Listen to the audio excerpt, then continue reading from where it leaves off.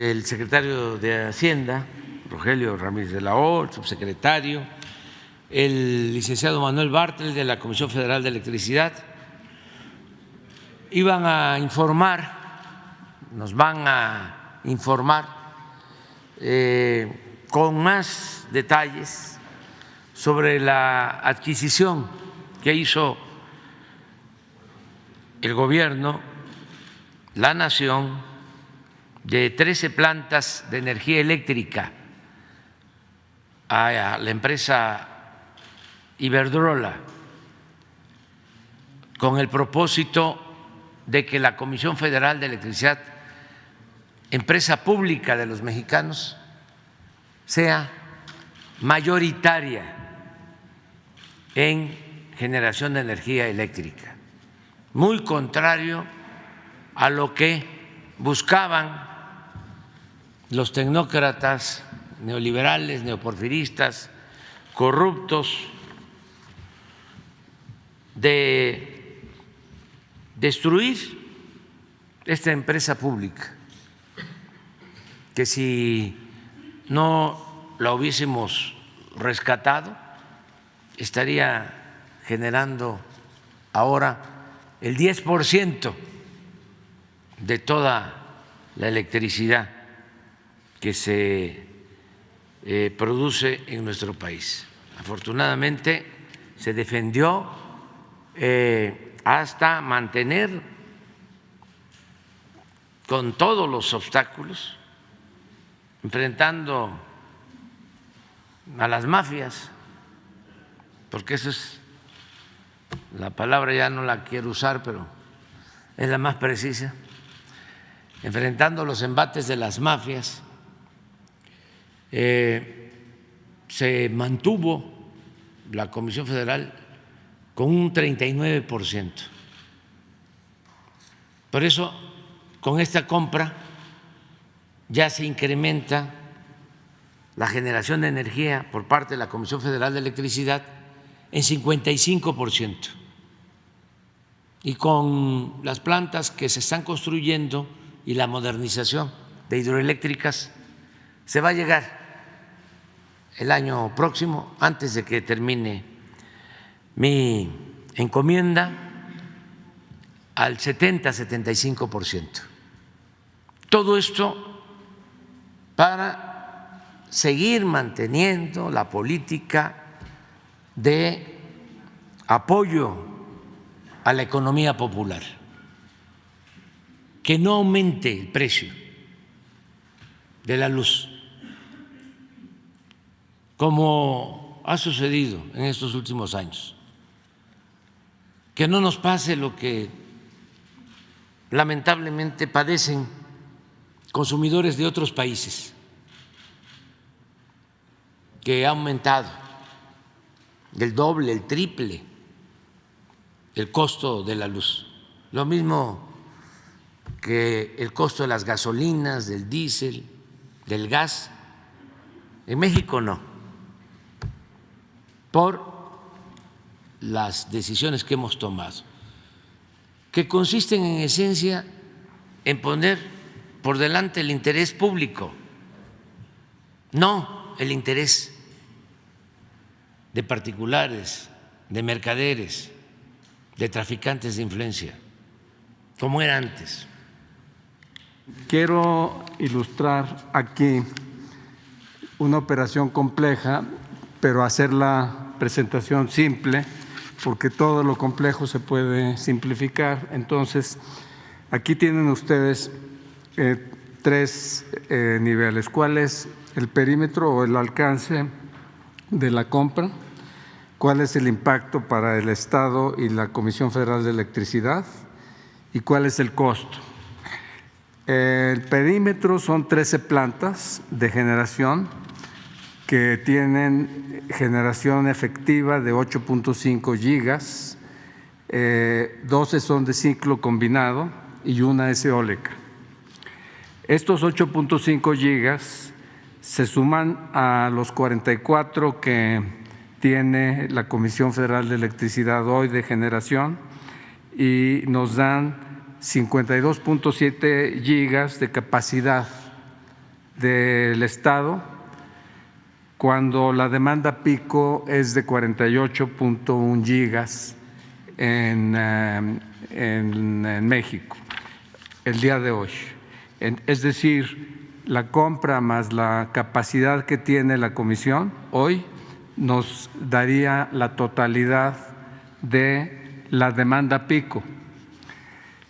La CFE va a operar el 55% de la capacidad de generación eléctrica del país con estos 8.5 gigas, más con lo que hoy genera. Mayor escala va a permitir, como en todas las empresas, aumentar la escala de la producción, aumenta las eficiencias internas y da sobre todo a la Comisión una mayor participación en un mercado de alto crecimiento que es el del nor-noreste, en donde tiene solo el 4.5% hoy, pasaría a tener una capacidad mucho mayor.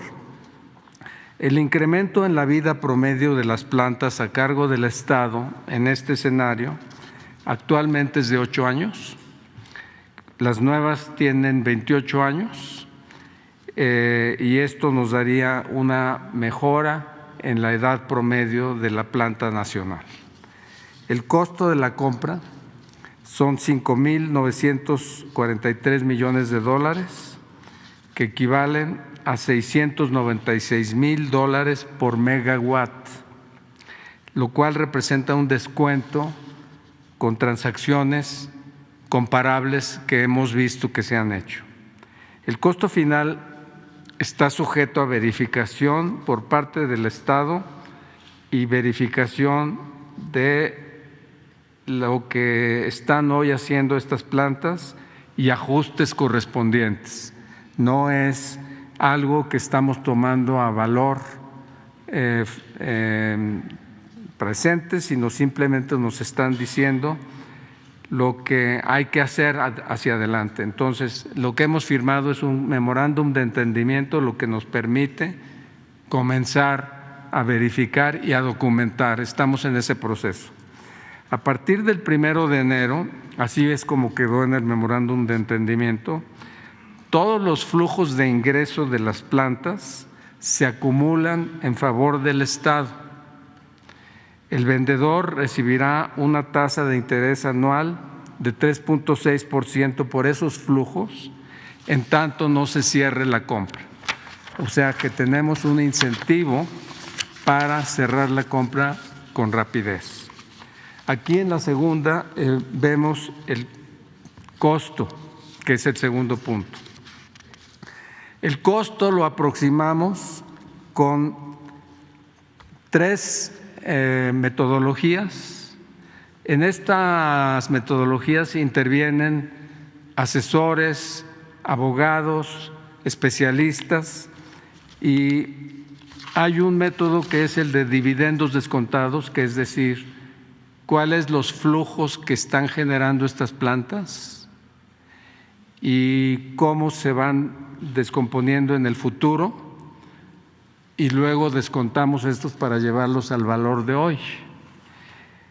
El mínimo es $689,000 por planta, por mega. El costo que estamos ahorita aproximando es de $695,000 por mega, es el que tenemos para el conjunto de plantas. En el segundo método, que son negociaciones comparables en Latinoamérica, por mega, el promedio son $700,000 por mega y estamos en 6.95. Y luego el tercer método es la evaluación que hacen los analistas, que son los especializados en este tipo de acciones. Y aquí el método nos indica que el promedio es 604,000, nosotros estamos en 695,000. En todos los casos estamos debajo del máximo de cada uno de los métodos. Las transacciones precedentes que tenemos documentadas indican un promedio de $702,000 por mega. Es decir, nosotros estamos en descuentos contra el promedio en la escala que ustedes ven ahí, 12% en el de flujos de dividendos descontados, 6% en el de negociaciones comparables, 9% arriba en la evaluación de los analistas y 6% debajo en las transacciones precedentes. Aquí los analistas son los analistas de los bancos que analizan las acciones sin necesidad o por experiencia de ellos, pero sin tener la información de los flujos, que aquí es la que tenemos nosotros. ¿Cómo se financia la operación? Aquí la operación la financia el Fonadín, que es una aportación al capital de 45,000 millones de pesos. Esta es una aportación que hace Hacienda al Fonadín para darle esa capacidad de financiar la compra. Esto es el 45,000 millones para el 51% del valor del capital en riesgo. Va a haber, además, en este tipo de operaciones se financian con capital en riesgo y con deuda o financiamiento, y ese es el conjunto, pero lo que nos interesa a nosotros es que Fonadín tenga el 51% del capital en riesgo. La aportación de capital son 45,000 millones, el financiamiento soportado por los flujos mismos del proyecto, pero ya es vía financiamiento, son 66,500 millones de pesos, y en eso es la totalidad de los 5,900 millones de dólares de costo. En la estructura de operación de esta transacción, Fonadín es el adquirente. Debajo de Fonadín va a haber un vehículo especial, de propósito especial para hacer esta operación. Ese vehículo va a dar un contrato a la empresa MIP, que es el Fondo Mexicano de Infraestructura, que es una empresa especializada en administrar estos activos, pero solo como administrador. El Fonadín se asegura que tiene la mayoría del control de los activos de capital de riesgo y por lo tanto de los vehículos que se desprenden para este propósito. El financiamiento entonces está más que asegurado. Por parte nuestra es el Fonadín, 100% capital de riesgo, y el mercado está ya desde estas alturas, aún sin conocer los detalles, está ofreciéndonos el financiamiento. Todos los bancos han venido prácticamente, los bancos grandes han venido prácticamente a ofrecer financiamiento porque saben que esta es una operación bastante atractiva para ellos. Pero aún en el hecho de que se supusiera que esto es deuda, hemos insistido en que esta es una operación.